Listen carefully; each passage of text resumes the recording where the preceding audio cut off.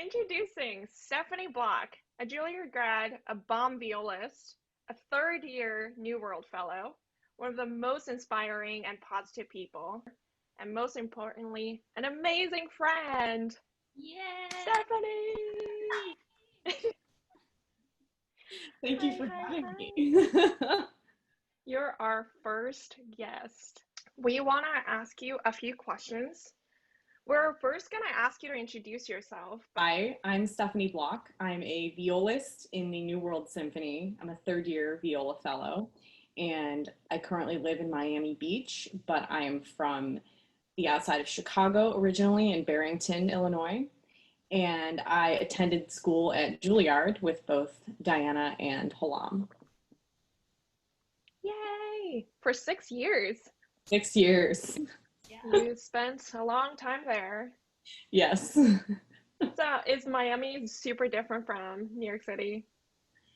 It is. There's obviously a lot of things that make it different, but I've realized I really grew to love it much more than I thought I would.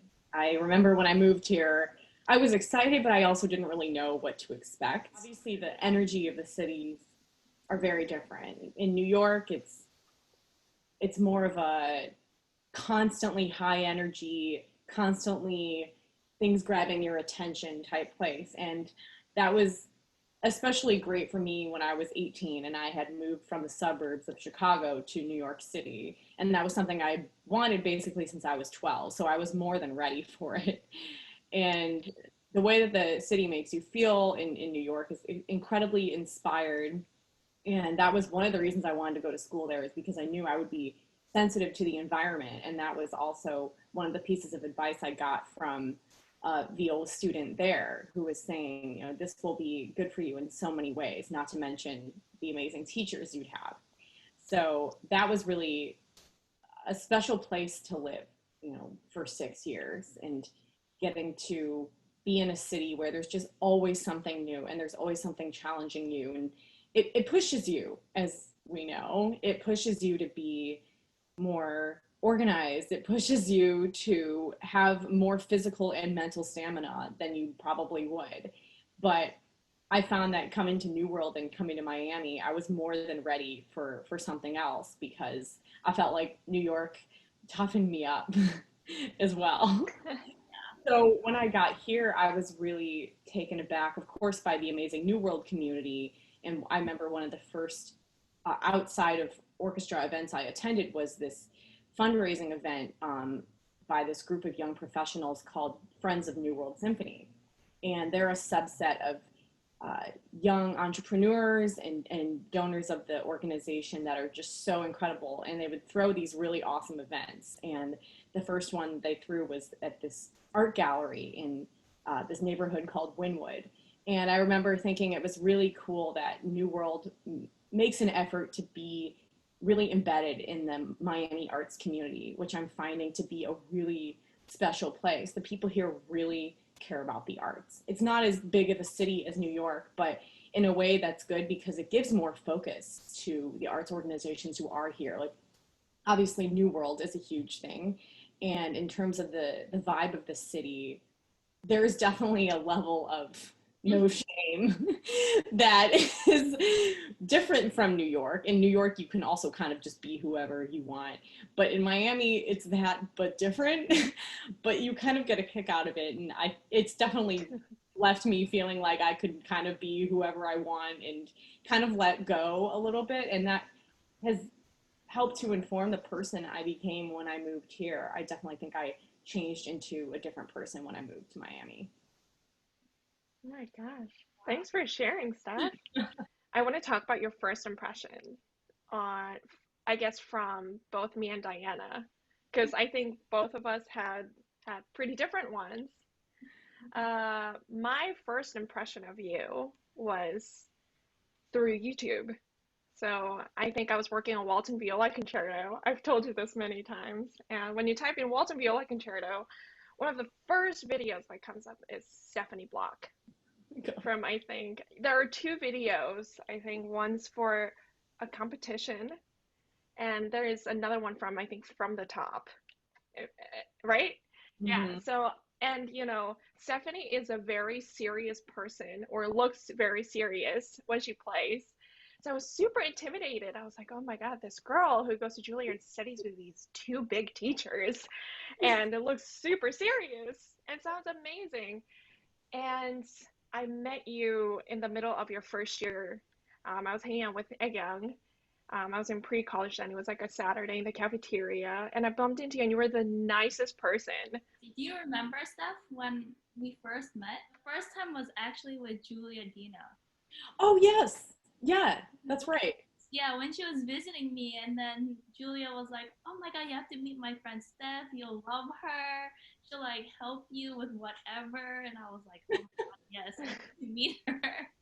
I remember finding that both of you were so nice and so warm and fun, and like the type of female friends I always want to have around. I wanted to share it. One of the things that you said to me that was so simple that stuck with me for so long, and actually it makes me a better performer, auditioner, and just be better to kinder to myself, which was I was really nervous for I think an audition or a performance, or I was feeling really horrible and I had a really low self-esteem then.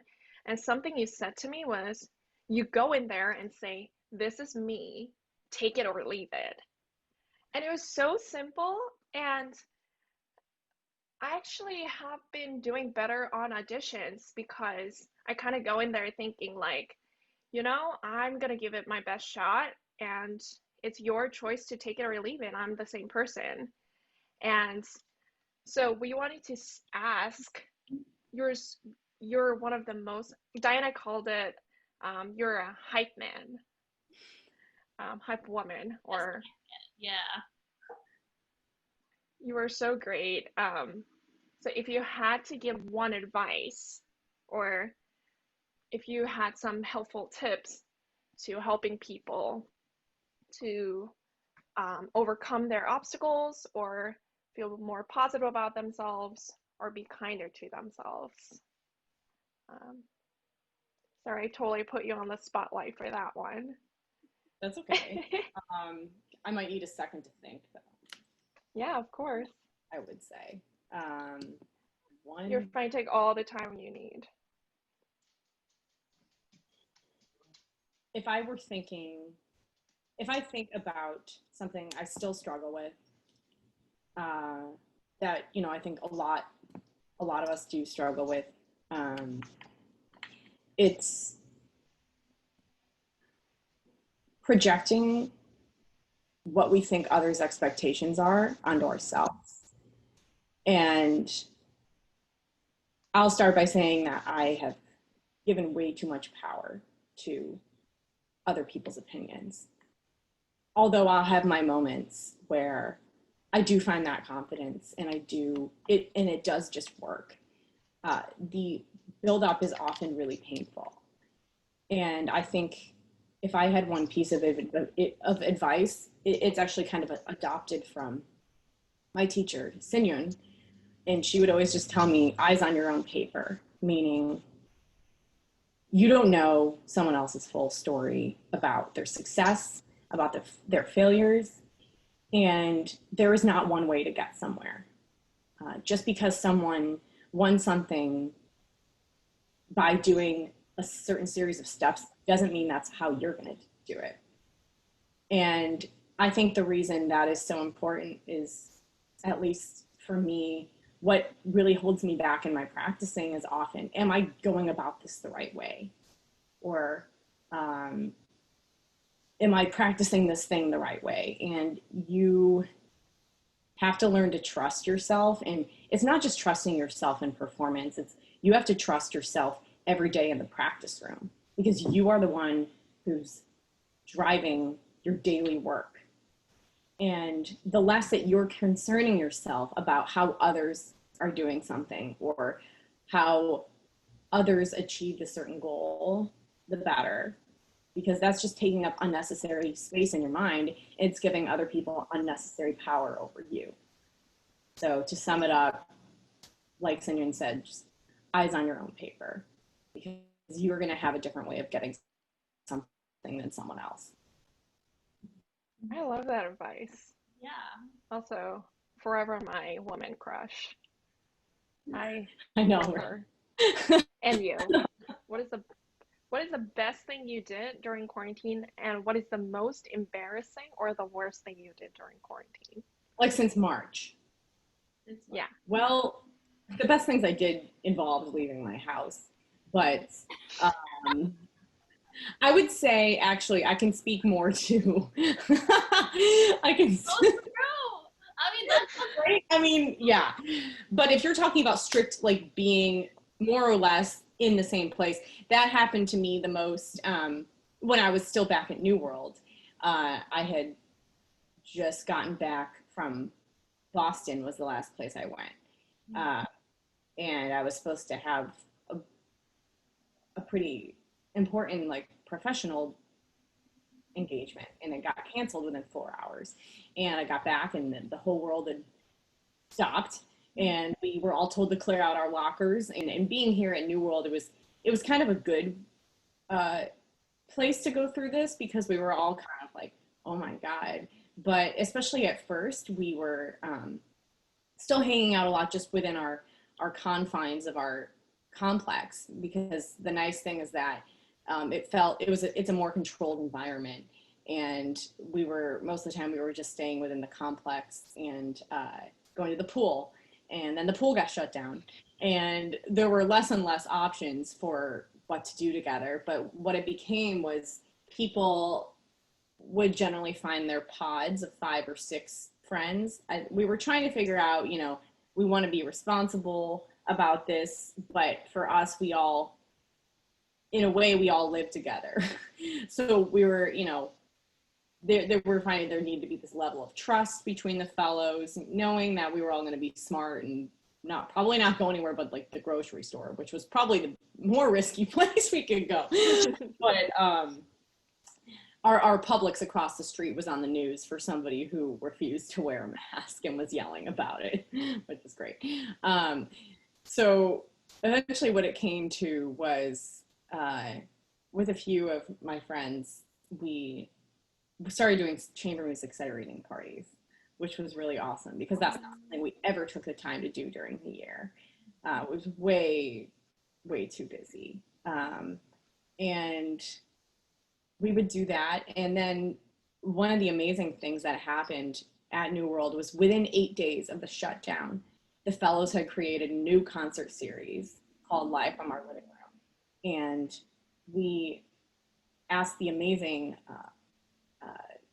audio and video team to help us out from a distance. So they dropped off a good camera and a good microphone at Alton Point, where we live. And we were left to figure it out, because for safety reasons, we couldn't have somebody else there working on it with us. So a couple of the fellows took it upon themselves to be like the producers of this. And within 8 days, we had already put out a concert on Facebook Live. Guys. Well, thank you so much, Steph, and we'll talk to you very soon. Sounds good. Bye, Stephanie.